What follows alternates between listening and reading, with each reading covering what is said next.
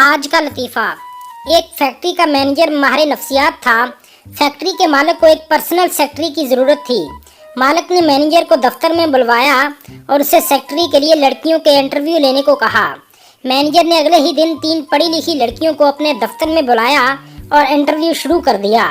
Manager ने पहली लड़की से पूछा, 2 और 2 कितनी होते हैं? लड़की ने जवाब दिया, 4। मैनेजर ने दूसरी लड़की से भी यही सवाल पूछा। दूसरी लड़की ने कहा, 22।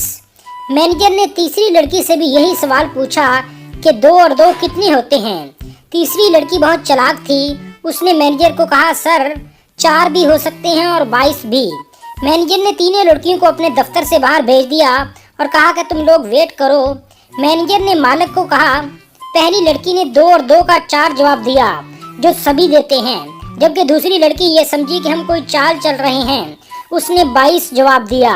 लेकिन तीसरी लड़की ने नहायत समझदारी से जवाब दिया और कोई खतरा मोल नहीं लिया।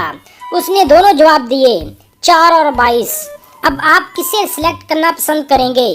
फैक्ट्री के मालिक ने मुस्कुराते हुए कहा, सुनहरे बालों और नीली आंखों वाली लड़की को रख लो।